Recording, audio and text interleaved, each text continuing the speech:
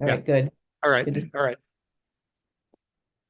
All right. Can you hear me this thing? Yeah. Yes. Good. Good. Well, hey, thanks for sticking around for Church Part Two this morning, and for doing double duty, for doing a whole service and then doing an adult forum after this.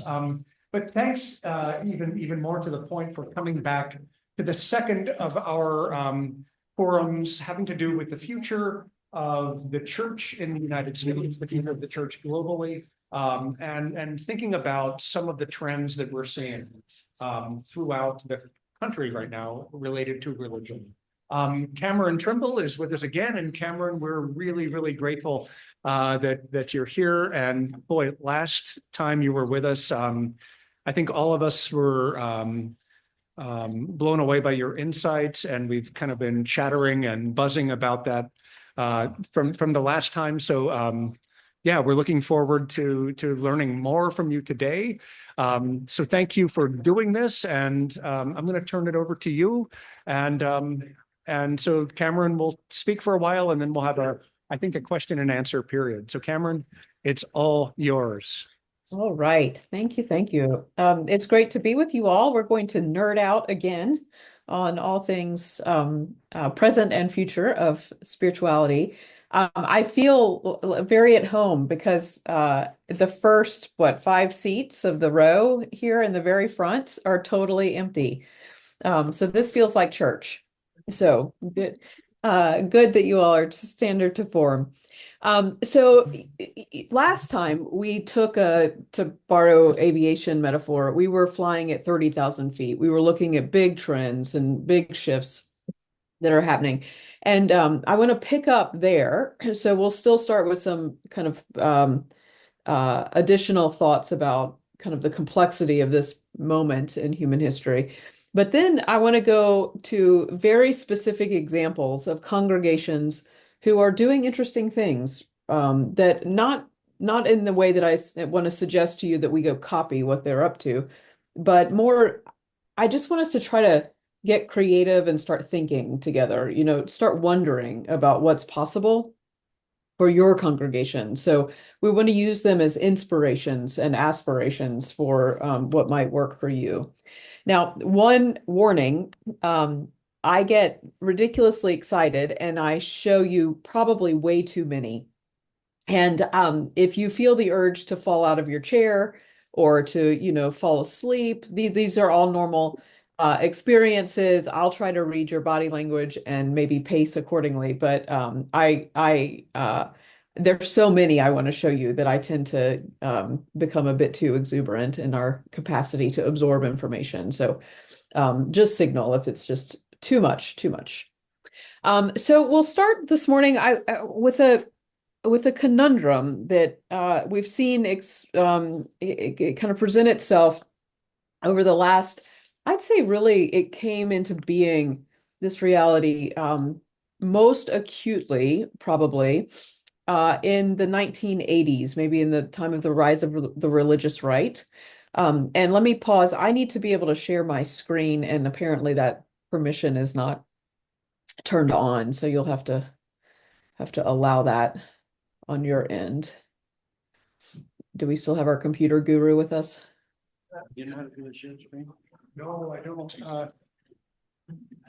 We're figuring it out. We're figuring it out. Okay. Let's see. I just sent you a request, so maybe that will help you. Oh, look, hit allow. Allow. Okay, we have allowed Brilliant. it. Are Look you at good? this.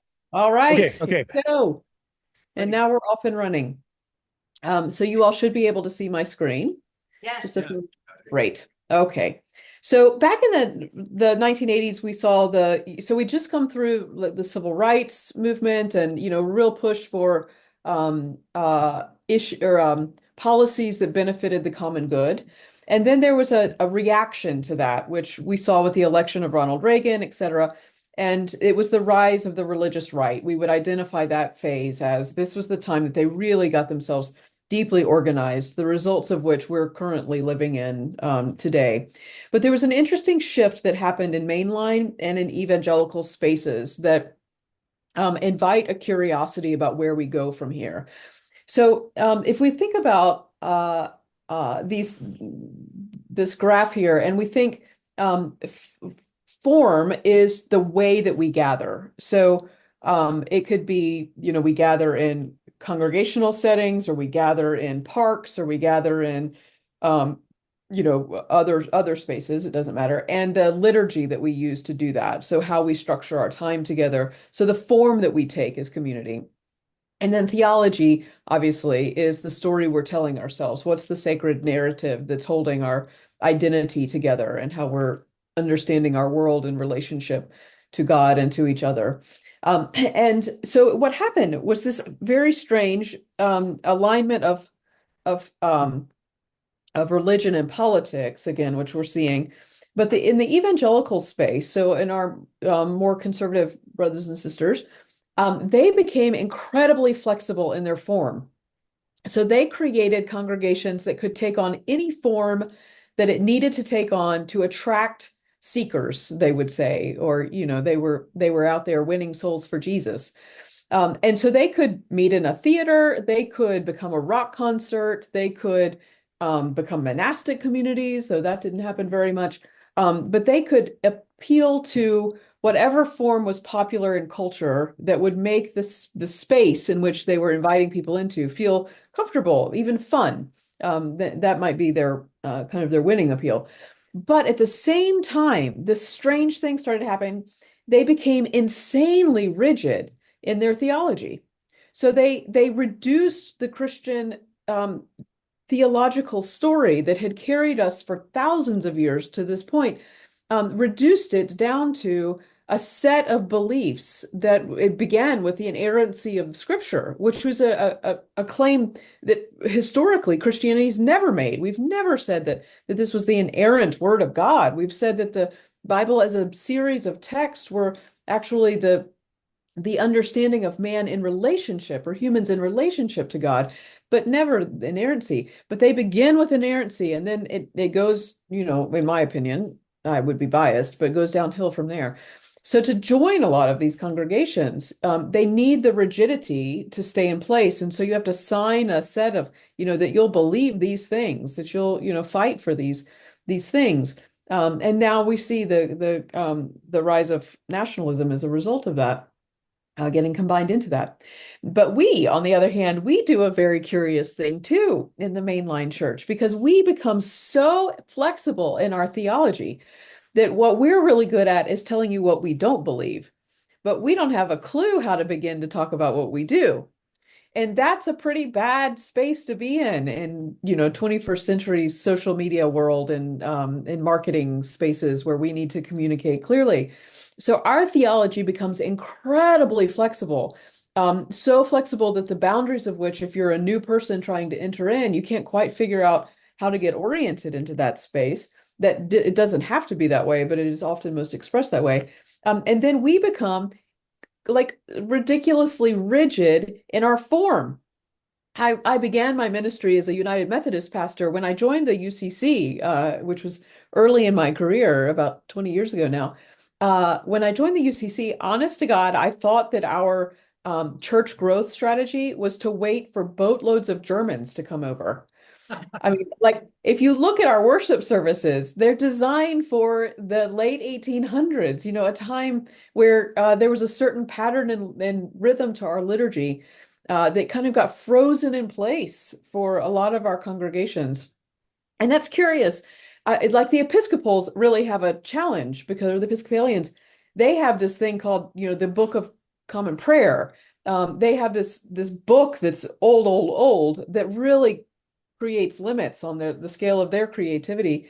The Methodists even have some limits, but then in the UCC, or the congregational traditions, we have nothing binding us to our particular forms except nostalgia for an age where those forms really, served the community and served us well. And increasingly, these forms are less coherent to culture as it is today. So it invites a wondering, what are the patterns, the rituals, the practices that are life-giving that should continue on, and in what ways could we maybe become clearer in our theological story that we're telling ourselves and telling the world, and become a little bit more flexible in form? right? So a moderation actually of the two movements could, I think, really create or could really serve us really, really well. And so a lot of the models that we'll talk about are playing with form and tightening theology is not exactly the right way I want to put it, but maybe clarifying the theological story that they want to speak to, which almost always is around a story of the common good, the importance of us caring for one another as sisters and brothers in this. Now, I've been the pastor of 4 congregations. I've worked with hundreds of congregations, and I keep coming back to, despite all of the meetings that we have and the committee structures and all the activities, the busyness of what we're up to in church, I keep coming back to, I mean, what is church? The scripture tells us that the church is a place of fellowship. It's where we can be devoted to one another and honor one another. So there's a sense of community and belonging. We learn together, we instruct one another, and we're kind and compassionate to one another, encouraging one another, and more than anything, loving one another. I mean, it doesn't say a thing about, and we have to have the greeters and the hospitality team and the Sunday school stuff and all the things, all the accoutrements that we've built. Ultimately, what Scripture tells us is that what a church is a people who love one another relentlessly, and through that loving and learning together and doing life together, that connection, we are made to look, act, talk, and walk a little more like Jesus. And that's the point. And when we do that, then the byproduct of our internal integration, our internal spiritual maturity, means that we become God's hands, mouth, and feet in the world, that we are caring for the poor, the oppressed, and the ignored. We do that because we can't help but do that because of what we've been taught and what we believe through our living together. And so I can save you loads of time and money if you're trying to figure out your mission statement, because I haven't found a mission statement more effective than this one. It's simply Micah 6:8. What does the Lord require of us but to do good, to do justice, to love with kindness, and to walk humbly with God? I mean, right? Isn't that in the end? I mean, it's actually pretty simple, you know. But the challenge is that we're tired, we're exhausted, we're kind of burning ourselves out by maintaining this form of congregational structure that we've got. But we're also tired and burned out and exhausted from the pace at which we're living at larger scale. Margaret Wheatley, is a incredible writer. She was at one of the early studies of emergence science in the biological space. She's written a series of books I highly recommend. The best one is well, her latest one, I'll just say right here, Restoring Sanity. You can get that one.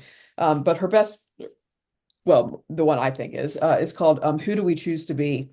And she, in a lecture a number of years ago, talked about that the conundrum of our time is that our culture is working like a centrifuge, and a centrifuge separates particles or particles intended to be together, right? Intended to be in relationship, but separates them by the force of speed.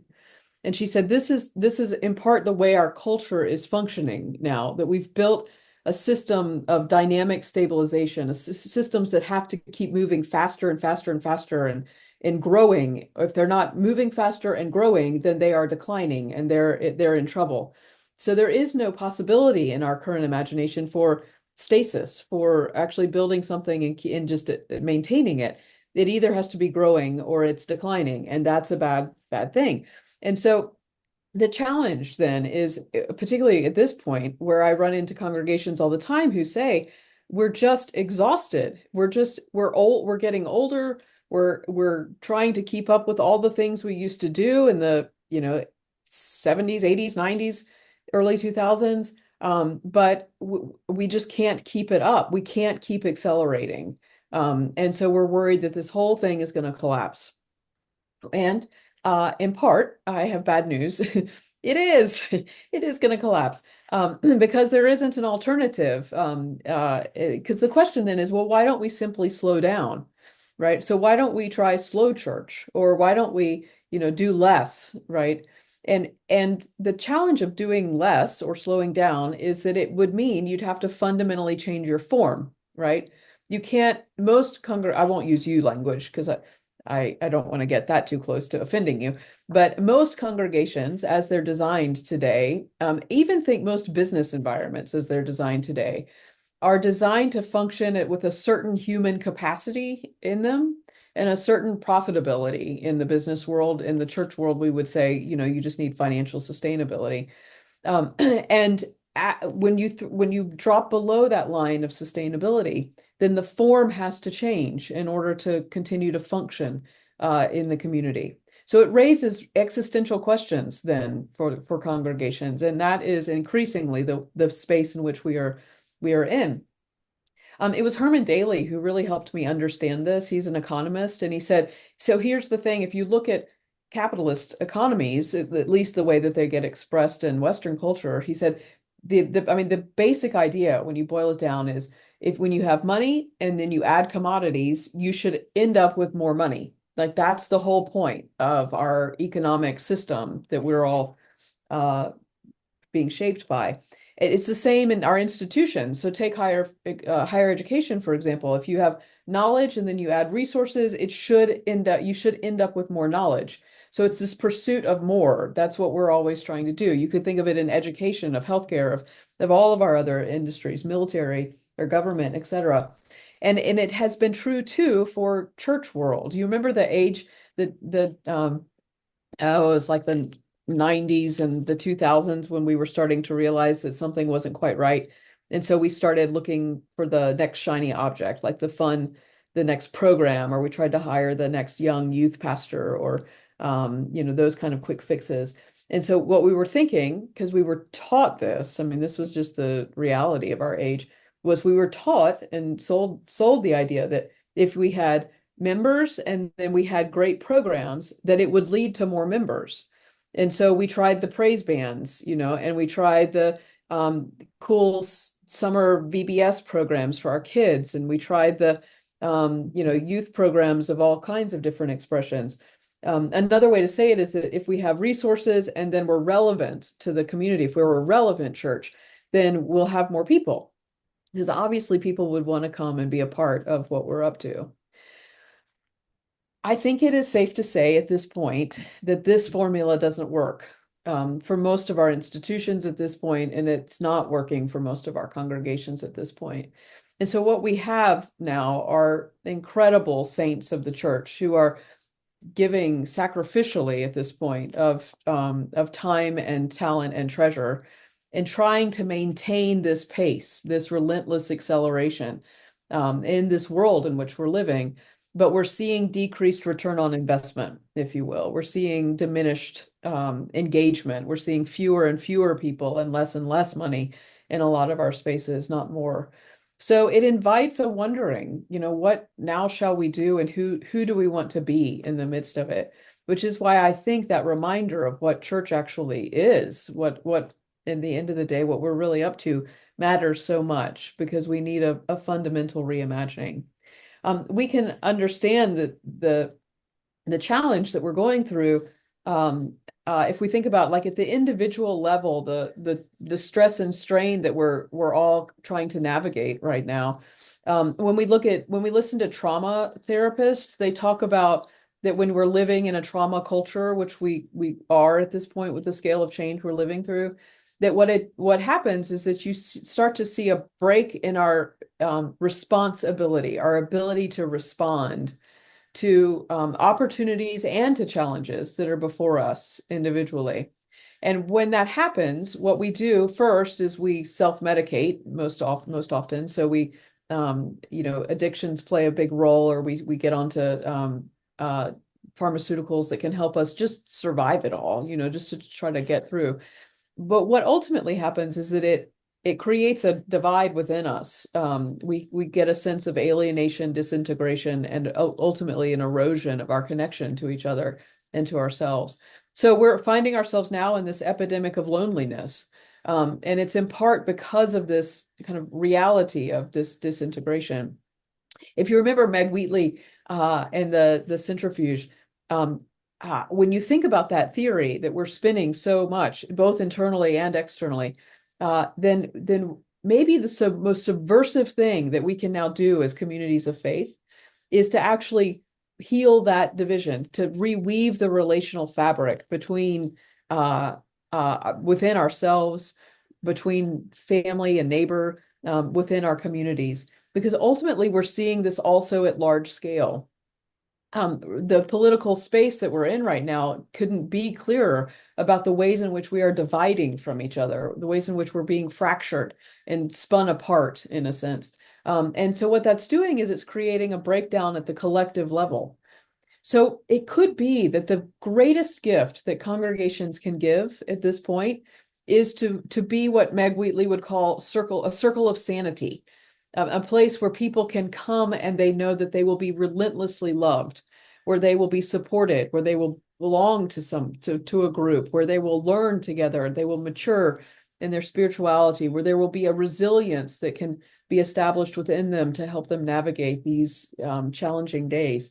And with enough circles of sanity, thousands and thousands of congregations across this Western world in which we live, we might be able to provide some antidote to the alienation, disintegration, and erosion that we're currently experiencing in culture.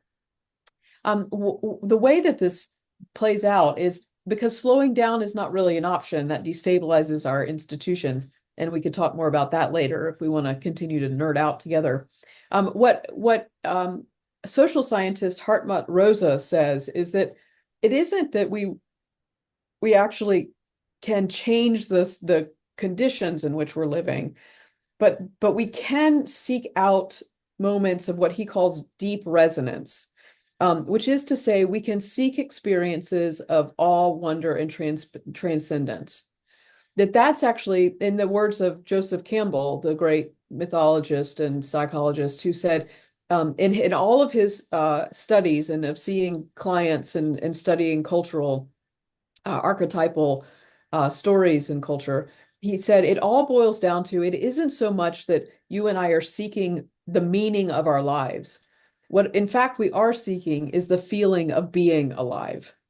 We want to feel the awesomeness, the awe, the wonder, the transcendence of being human in this moment, of encountering the sacred, of having our breath taken away by the beauty of nature and of the beauty of deep connection, vulnerable connection with one another.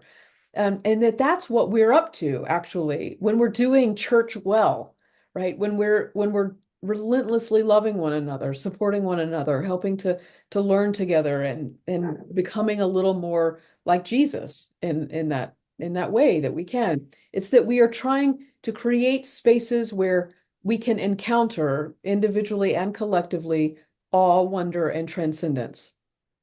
Now, if that's true, then it actually doesn't matter so much what we're doing, it matters how we're doing it. So if the what we're up to is not opening us up, is not helping us deepen our spiritual experience, is not connecting us to one another, is not connecting us to all transcendence and wonder, then the what we're doing is busy work. But the how we're doing it is the magic sauce, I think, at this point, is kind of the best that we can do in circles of sanity to keep us all creative, kind, and generous, which is, I think, our primary work at this point. So let's talk about ideas of how we might do this. Now, it really has helped me to think about congregations differently than I had historically, but to start to reframe what we're up to is in congregations as we're actually schools of love. We're places where people can come, and the promise that we're making to them is that if you do life together with us, then you will learn to become more loving, and that you will experience love among us, and that in that you will become wiser and kinder and more compassionate. Again, more like Jesus, more like our teacher. So here are some stories and examples of how that's happening and how maybe that becomes possible for you. So this is the Way Collective. It's this fabulous church out in Santa Monica, California. It's a small community. They are intentionally contemplative community by nature. So they are mostly what they would call post-evangelicals. They were raised in that kind of rigid theological story. and found that that story doesn't work for them. But they also wanted the flexibility of the form that they were experiencing there. So this is a group of people who found one another and who get together every Wednesday for deep theological conversation and for food. It's dinner and dialogue is what they call it. And that became the basis of their life together. But as a contemplative community, they adopt practices that help to shape their days. So if you remember, like Saint Benedict's rule, there are 5 rhythms to contemplative life that I would, frankly, I have adopted myself, and I highly recommend that there are throughout any single day, there are times of prayer, study, uh, community play, so casual fun time together, a time for work, and then a time for rest. And so you work those rhythms into your day every day and try to ritualize as much of that as you can. So they're a community that supports one another in the daily contemplative life, the rhythm of that.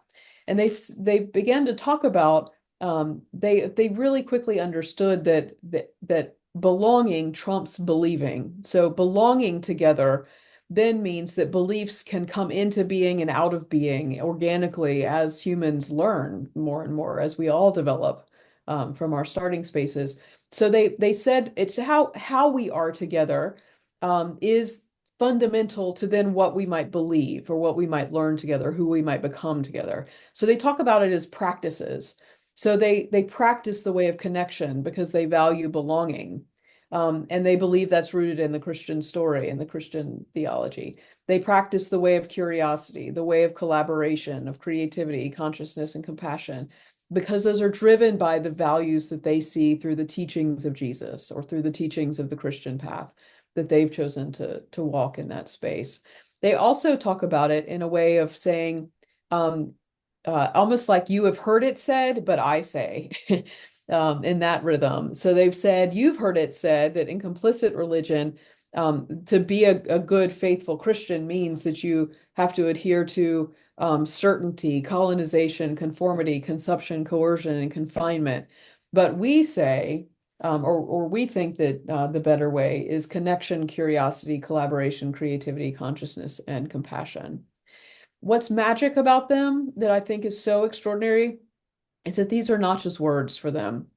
They work so hard at creating, at embodying these ways of being together, which means they go slowly with each other and they check in with each other a lot and they make missteps with each other and they miscommunicate sometimes and they have their bumps in the road.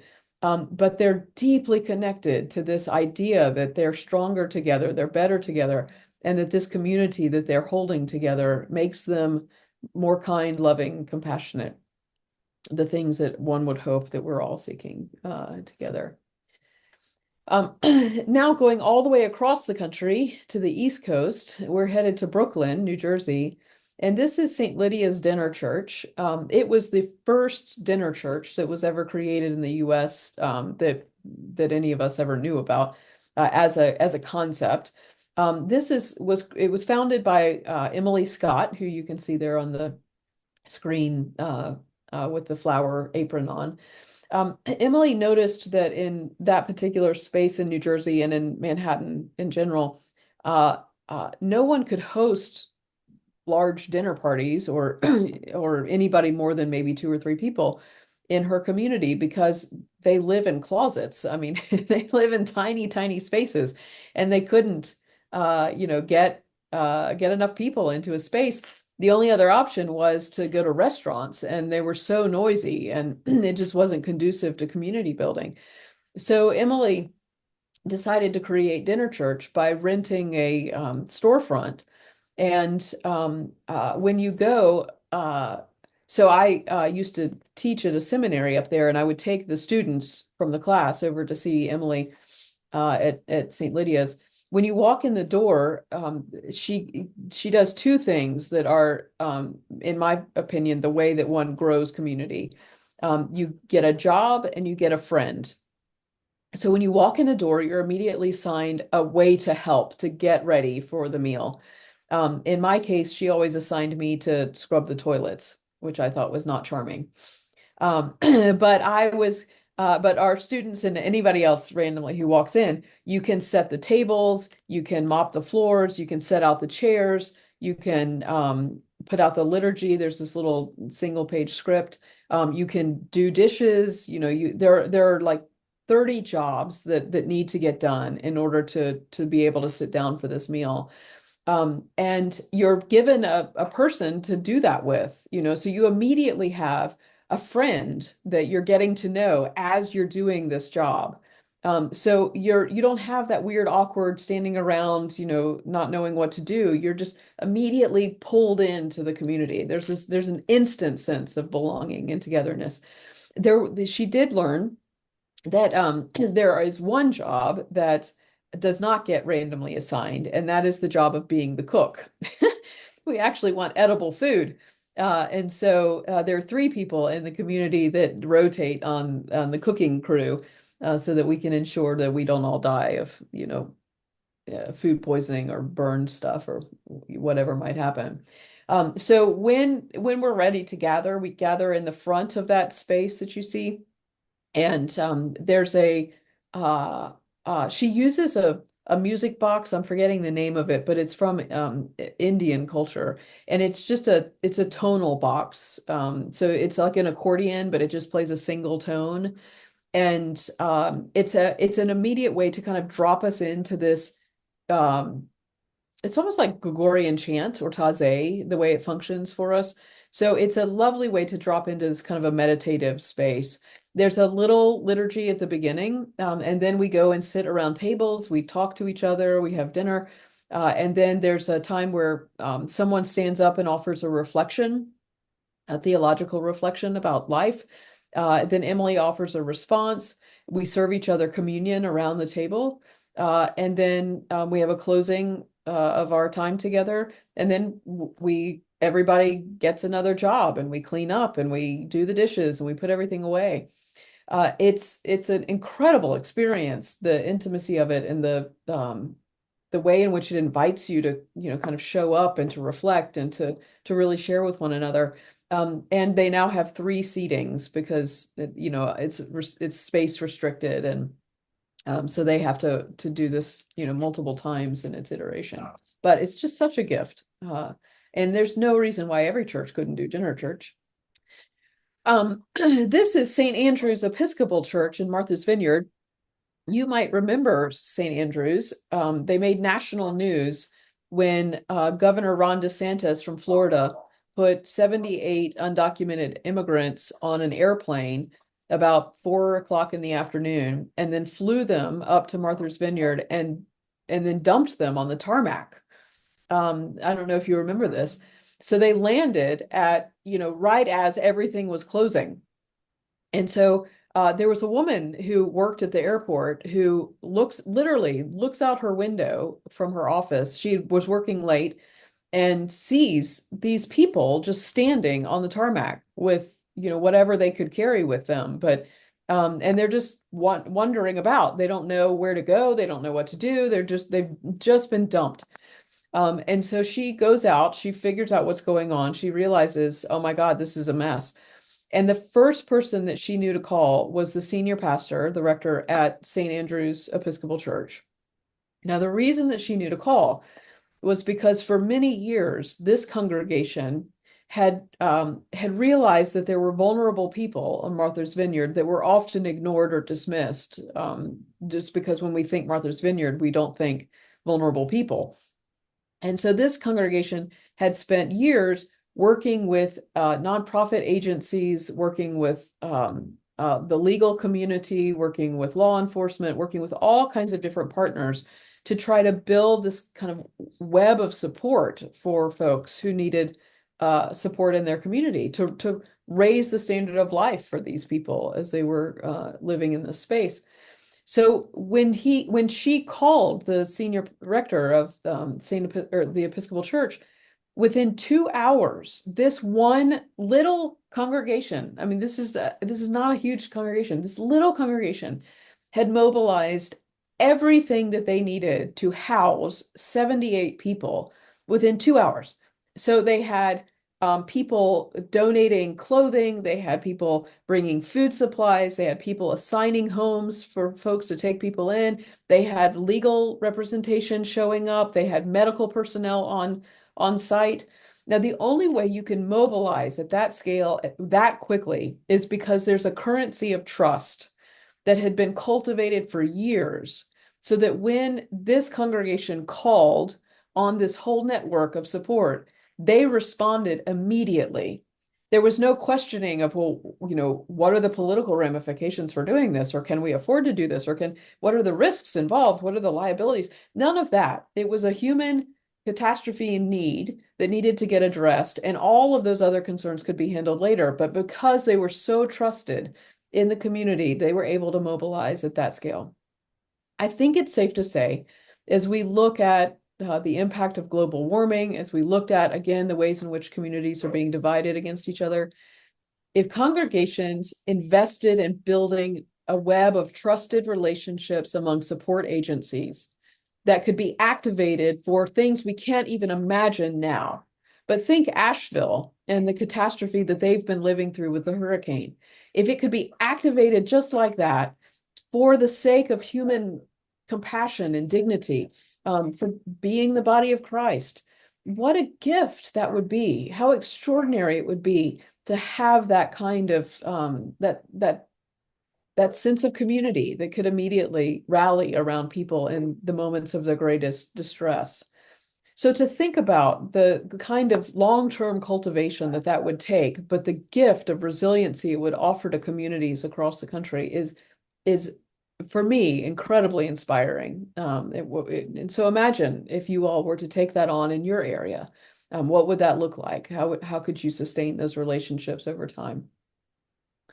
All right, headed down to Middle Collegiate Church. You all probably know of this fantastic congregation. It's pastored by Jackie Lewis, who you can see on your screen there.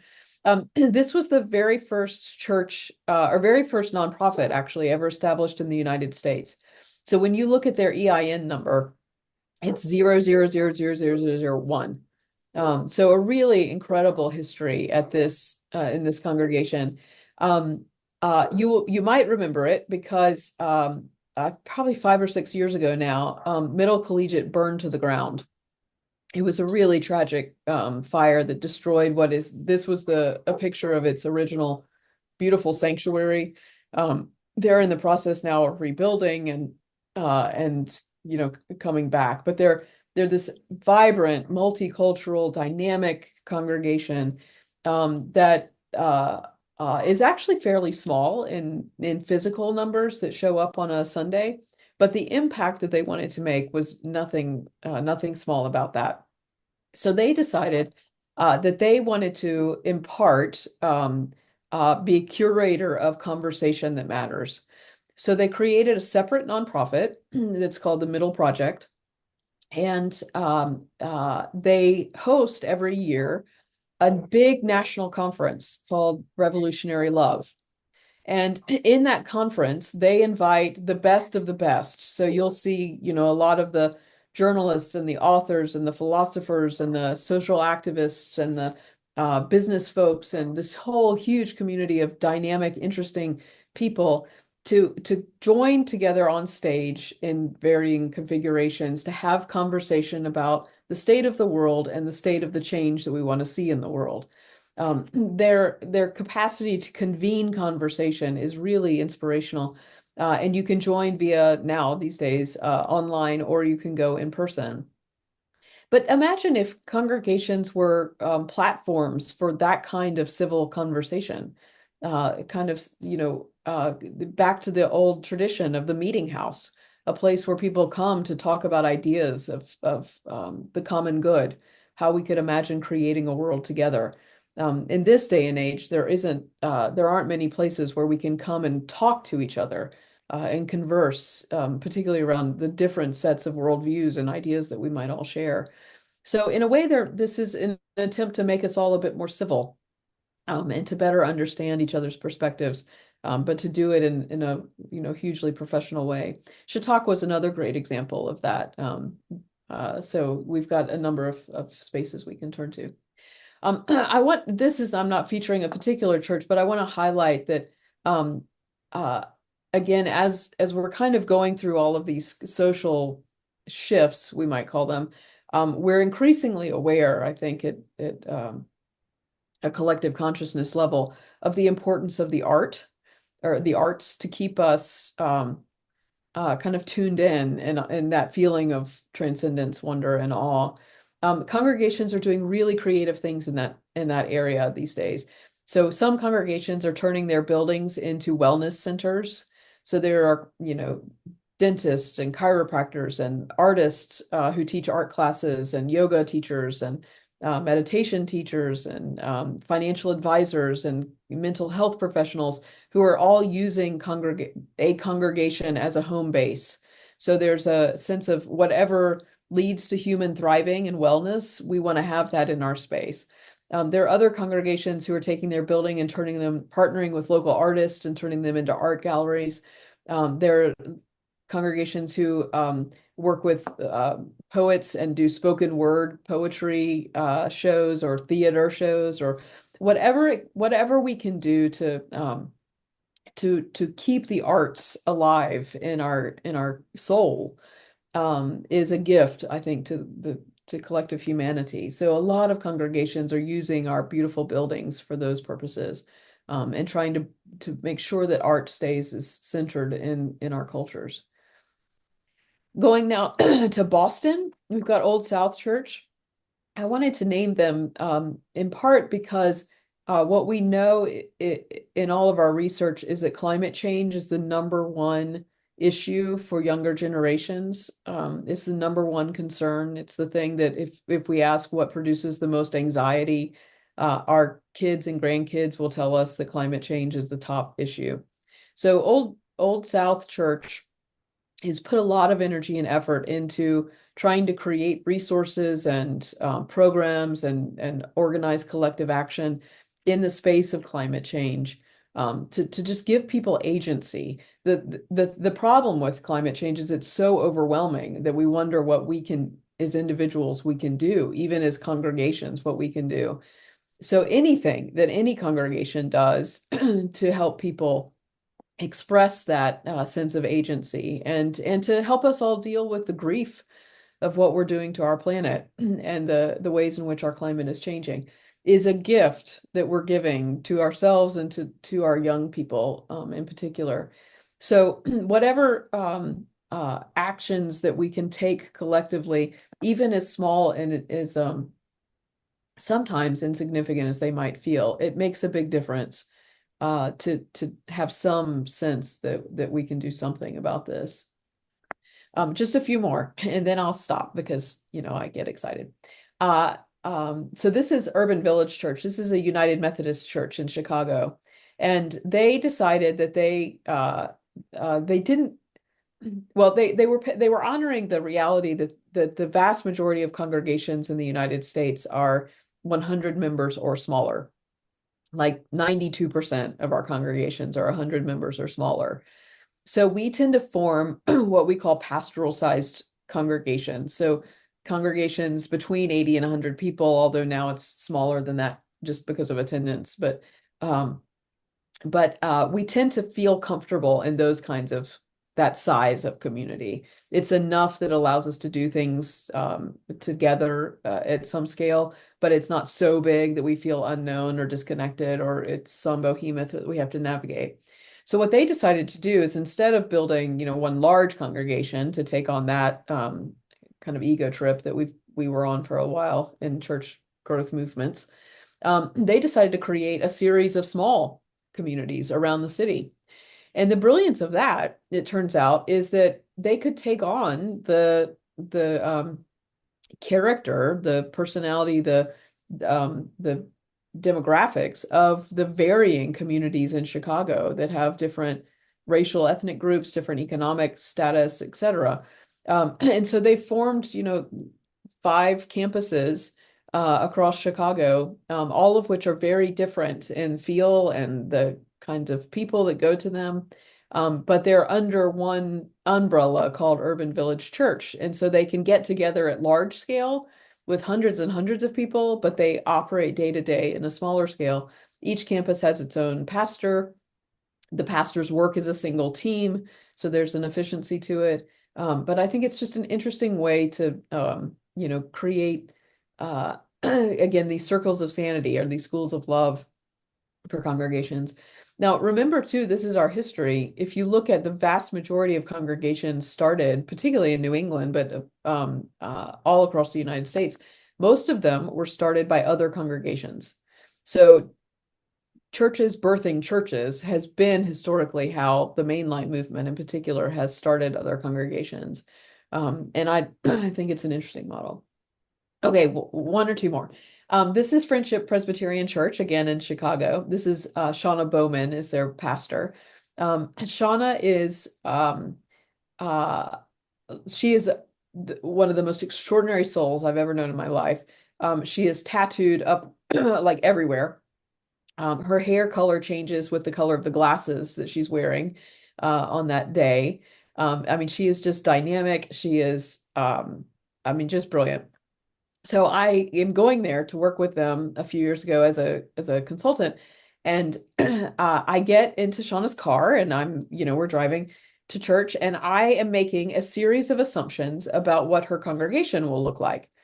And so I'm thinking Presbyterian, and I'm thinking, well, that's interesting because Presbyterian and Shauna don't typically go together in my head. Look how judgy I'm being, right?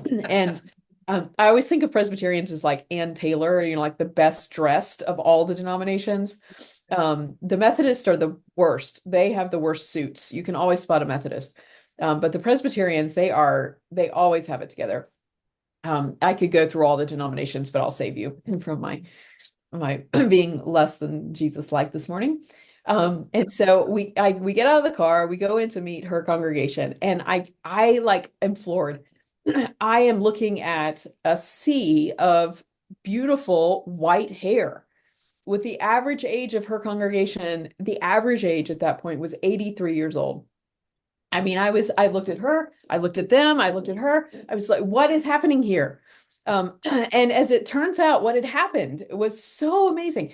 So this group of people, mostly women at that point, their husbands had passed, had sold their white, high, big pillared, traditional Presbyterian building, and they had hired Shauna and said, build the church that our grandkids would come to. Like build the thing that our kids and grandkids want. And they said, we will not get in your way. We will support you every step of the way. We will do whatever you want to do, but let's try to do this with the remaining money that we've got and the resources that we've got. And so off they go. And they met in a train station. That's the building there that you see on your screen. And Shauna is like having them write their own statements of belief, and they're making their own music, and they're tapping into all kinds of incredible theological patterns, rituals, exercises. I mean, she's really, again, so dynamic. And then they get into activism, and then they realize that affordable housing is a real crisis in Chicago. This again it's a city where undocumented immigrants and refugees are getting flooded into it. And so they decided then, well, let's do something about that. And so they partnered with a developer and a nonprofit organization, and they used their moldy old money to create a 72, I think, unit affordable housing building in Chicago, which if you know Chicago and the alderman system, it is a nightmare to get anything done there. So the church meets on this bottom floor right here, and they are in community with the other members of this affordable housing unit. The affordable housing is actually run by a separate nonprofit that actually knows how to do that. So the church is not burdened by that, but they get to participate in building community together. I mean, it's just amazing what they've created. So dynamic. And again, they've got a really good, nice new space, all made possible because they said, we want to support you. We say yes to you, and we'll stay out of your way.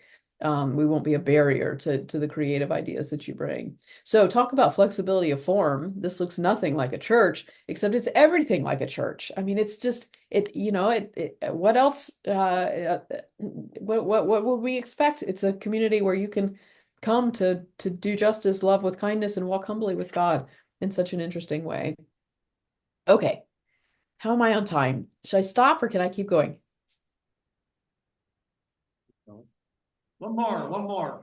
Okay, great. Good choice. Okay, so this one's in Atlanta. This is another Presbyterian church, like super, super beautiful Gothic sanctuary, got a very traditional Presbyterian space, but they're full of newly retired people. So people with a lot of time on their hands, really good networks, business networks. And have some expendable cash, frankly. I mean, they know how to raise money. And so they decided that they wanted to create basically a venture capital firm. And so they went and raised money, not just from the congregation, but through other partnerships. And they wanted to invest into entrepreneurs who would not typically have access to capital through traditional financial banks and lending agencies. And they wanted to invest into these projects because they believed those projects were building community in the Atlanta area and were ultimately making the world better, so they aligned with their vision and values. They were not trying to get these people to come to church, right? That was not the motivation, which is often what gets us in trouble in our ventures. What they're trying to do is say, church is not bound by these beautiful walls. We want to invest into any place that community is forming that's making people wiser, kinder, more compassionate. And we want to leverage the skills and gifts of our congregation. So they created what's called the Epiphany Project. And and I will actually, I need to stop sharing my screen for just a second, reshare so you can hear.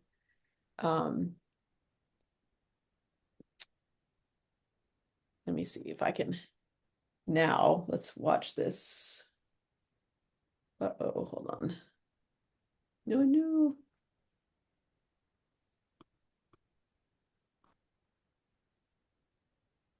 Let's see if we can watch the video. My computer has decided to be funny. Let me try one more time.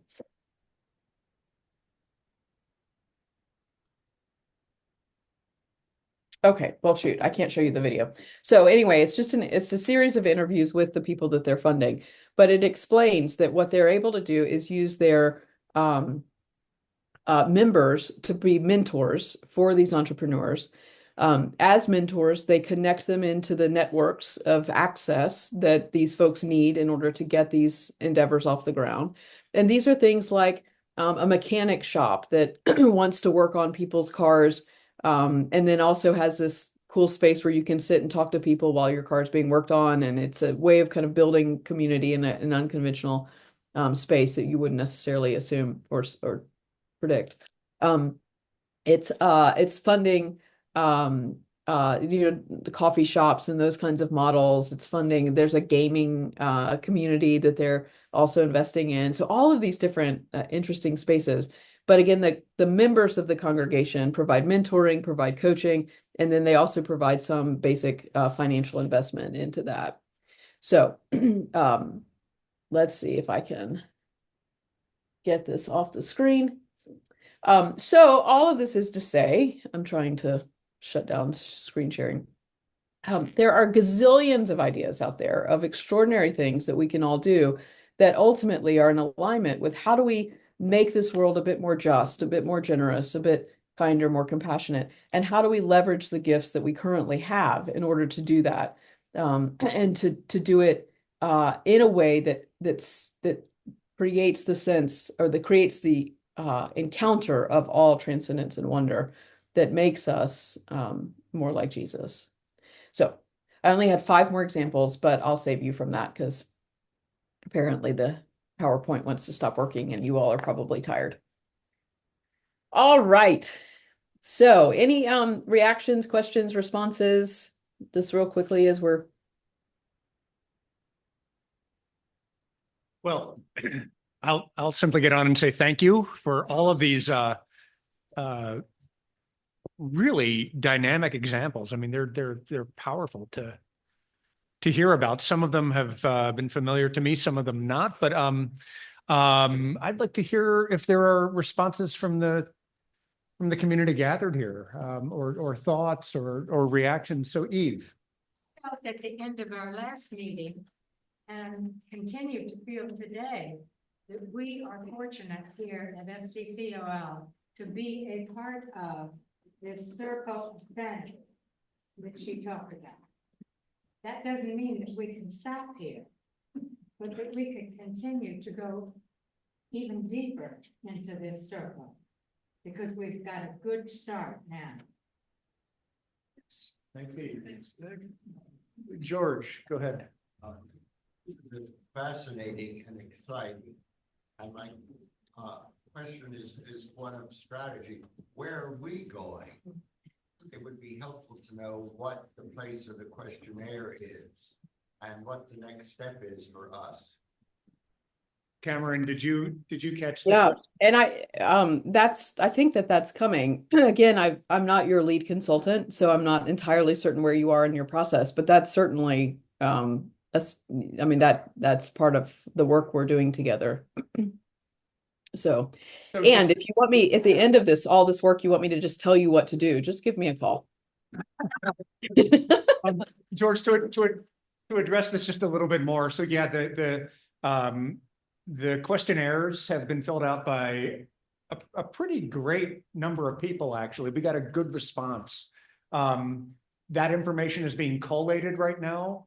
I think 2 weeks from now, we'll be having an on-site visit from one of Cameron's colleagues, and he'll be talking to an array of people here, but to the ministers, to the staff, and to some representatives from our boards and committees.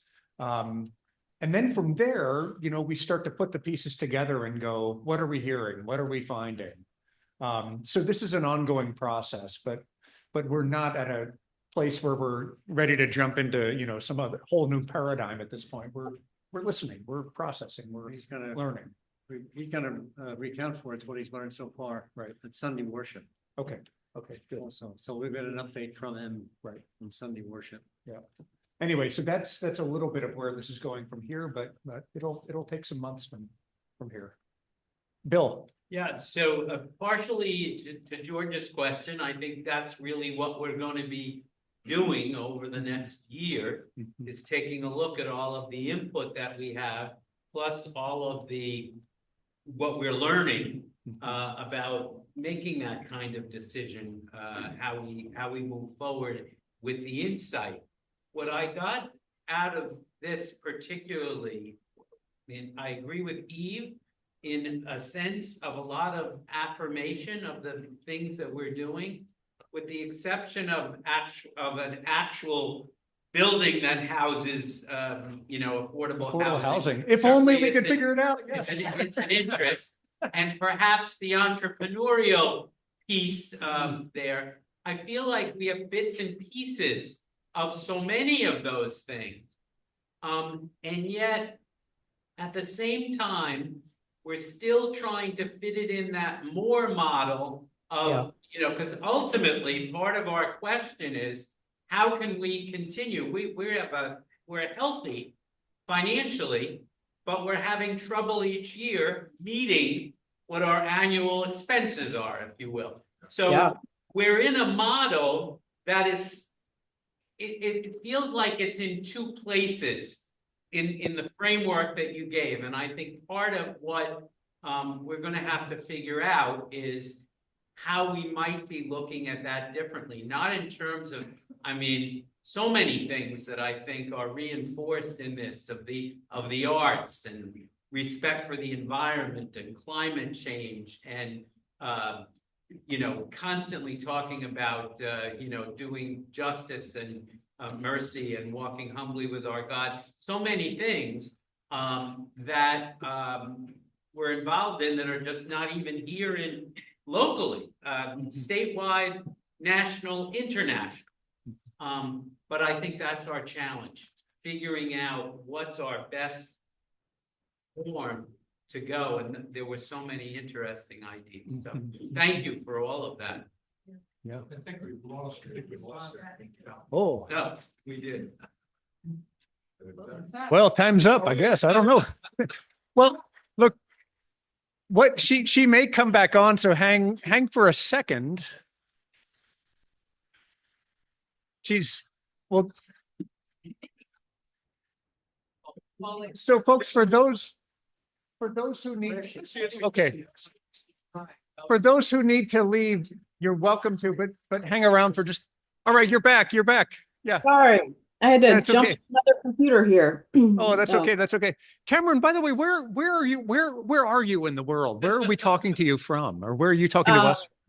Yeah, so I'm in Atlanta, what I say publicly, but now since we're practically best friends, I'll tell you that I spend most of my time in a place called Wadowee, Alabama. Oh, I never dreamed I would say I live in Alabama, but it's been a good learning experience for me. But we have a 10-acre regenerative farm, so I run a farm out here, and we live on a lake, and it's a fun, good life. nice. Okay. Cool. All right. Yeah. So other thoughts, other questions, other responses to what we've seen and what we've heard. Kristen.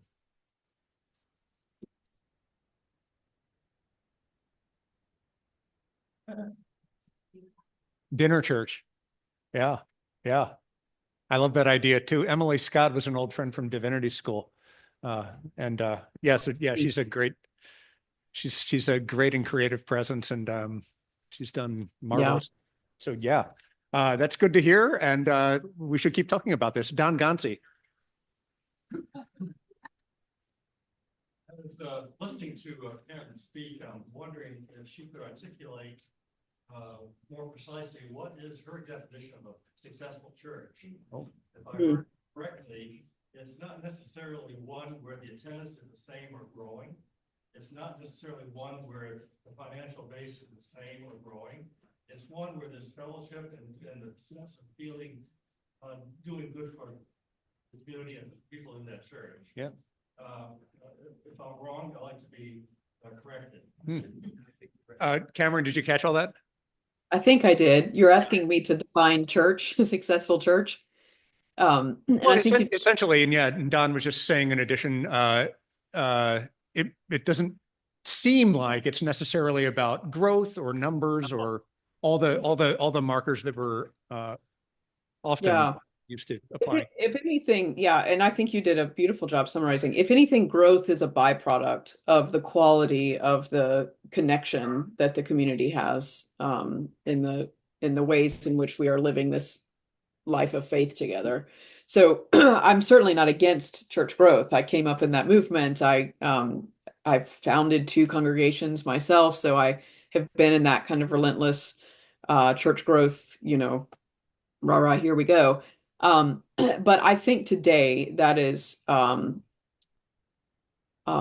it is impractical for the culture in which we're in, and I think it's just continuing to feed that relentlessness of the dynamic stability machine that is actually causing us great harm. So it's not to say that I don't want new generations engaging in what we're up to, et cetera. So I don't want you to hear I'm anti that. But what I think the world really needs right now are, at the most basic level, we need people with regulated nervous systems, right? We need healthy people. But I think the call of faith is that we need wise people. We need elders, regardless of age, but we need wisdom cultivated, and we need that sense of wonder, transparency, or transcendence and awe. So back to the man in the orange shirt. I don't know your name, so but I loved what you were saying. Bill Beluzzi, that's Bill. Yeah, when I unceremoniously disappeared from our Zoom call. Whatever you all decide to do as a congregation, what I think makes it church fundamentally is that it is creating, it's the how you're doing it again. It's the creating of this sense of deep connection to the spirit, and to one another. And that's when we say we've been to church. Like this, this was church today. It's how we recognize it. It's an embodied incarnational experience that we can create together. And that's, I think, what Jesus was trying to teach us. It's ultimately, I think wisdom is cultivated not by intellectual, beautiful sermons, though I'm sure you have many of those, and not by lectures about God, so to speak, but it's about encountering, it's about living it, in a way that it works itself into your cells. So for me, that's what the world needs, and I think that's what we're being called to create in our congregations today is, less busyness, more intentional, ways in which we are together. And whatever you want to be up to, it's all good, it's all needed, but be up to it in a way that leaves you centered and wiser and kinder and more compassionate, and more self-aware, of what's going on. Because, like, if I was talking to a friend the other day and I said, if you're looking to hire a youth person, what are you looking for? What are the qualifications? And she said, I want to find a bunch of old monks to come work with our kids. Like, we don't need the young guy with the kids and the family and all that, the model we used to go. He's like, she said, our kids are desperate for wisdom. They're desperate for grown-ups. And I think that that's true of all of us. And that's what we're called to be, I think. That's what Jesus was inviting us into in this way of life. Steve, yeah, quick question. Yeah, Cameron, are you still flying? Yes. Oh, thank you for asking. Yes, it's a glorious time of year to fly because with the cooler air, oh, you can just soar. So it's Happy to hear that. yes. Thank you for asking. That did my heart good. Are there some other okay, so Elizabeth, go ahead. Quick question. Thank you again, Cameron. Is there a brief explanation of the success of mega churches? It is so difficult to understand them. I've seen them in California. There are a number of them. And I mean, there are thousands of cars in a parking lot, but their mission seems to be collecting money and then building a bigger church building. I'm not exactly sure what the mission is, but is there a short answer to their success? Yeah. And well, and there is some good research out at this point because they've been out for a long time. But I mean, here's the interesting thing about those, and what's happening in the whole religious space. So again, that flexibility of form, people are able to easily enter into those big box churches because they can enter in anonymously, essentially. They're big enough that you can, kind of go check this thing out. And we talked about last time that the brand of Christianity is really damaged, in our culture. And so, but if you're curious or you just don't know where to go, you need some sort of spiritual nourishment, these are easy places to enter into. So they're kind of safe. You get in there and it doesn't feel weird or creepy because it feels like the last concert you went to, or you get to go get your coffee and you can wear your blue jeans. And, so the casualness of most of these communities is really appealing. But what happens and what we're discovering is that, for a whole lot of people, they cycle in. So the big box churches are the front door of Christianity currently in the United States, but people get in and they encounter, usually it's the rigidity of belief, or we're also seeing the hiving off. Actually, you join a small group. That's the way they grow. And it's a good way to grow. I do recommend that. But the whole small group then leaves the church, and and oftentimes they decide that Sunday brunch is more fun than actual going to church. But a huge percentage of people who leave those big box churches end up in mainline congregations. So they got over the discomfort of entering into Christian space by going into the big box church, but then they couldn't find the intimacy of the community, and they couldn't quite live with over time the theology that's getting preached. And so then they find their way into an Episcopal church or into a Presbyterian church or to a Methodist church. And then we hope UCC Church too. And so the statistically speaking, the evangelical big box churches are the feeding system for church growth in the mainline church. That blew my mind when I realized that a number of years ago. So we should actually give thanks for those to be in existence, and we should ready ourselves. We should normalize that there is this kind of flow, this pathway that people can flow into our spaces from those others, because it's an opportunity. It's sort of like an ecosystem where we need to be concerned about the health of those congregations too, because ultimately they may be, we may depend upon their health. That's right. Yeah, that's Yeah, fascinating. well, I should also add, and I don't know what my other computer's doing, so just ignore that if it's on your screen. But I should add, they are declining at the same rate that we are. So it isn't like they've got it all figured out and we're the losers. Institutional religion as a whole is declining at a pretty astronomical rate in this country, in large part because of the hypocrisy that people see in the mass media when we say the word Christian.